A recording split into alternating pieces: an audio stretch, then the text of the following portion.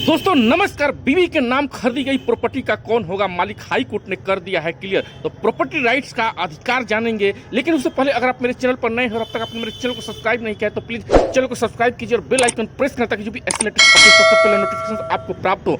तो मैं बता दूं, अक्सर संपत्ति में बंटवारे और मालिकाना हक को लेकर लड़ाई झगड़े के मामले आए दिन सामने आते रहते हैं। कई मामले में देखा गया है कि लोग अपने कमाई से परिवार के किसी सदस्य या अपनी पत्नी के नाम पर प्रॉपर्टी खरीद लेते हैं, लेकिन अब सवाल उठता है कि पत्नी के नाम खरीदी गई प्रॉपर्टी का मालिकाना हक किसे मिलेगा। इस संबंध में हाई कोर्ट ने एक डिसीजन में एक बड़ा फैसला सुनाया है। चलिए जानते हैं। हाई कोर्ट ने कहा है कि एक व्यक्ति के कानूनी अधिकार वह है अपनी आय के स्रोत से अपनी पत्नी के नाम पर अचल संपत्ति खरीद सके। इस तरह खरीदी गई प्रॉपर्टी बेनामी नहीं कहा जा सकता है। हाई कोर्ट ने कहा कि ऐसी संपत्ति का मालिक वही कहलाएगा जिसने अपने आय के स्रोत से खरीदा है, ना जिसके नाम पर वह खरीदी गई है।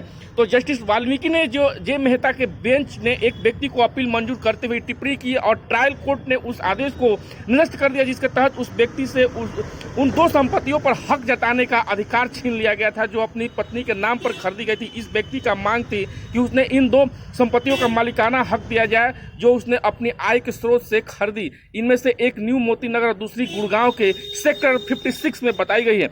याचिकाकर्ता ने यह दावा किया कि दो संपत्तियों का असली मालिक न उनकी पत्नी जिसके नाम पर उसने यह संपत्ति खरीदी, लेकिन ट्रायल कोर्ट ने बेनामी ट्रांजैक्शन प्रिवेंशन एक्ट 1988 के उस प्रबंधन के आधार पर याचिकाकर्ताओं को इस अधिकार को जब्त कर दिया।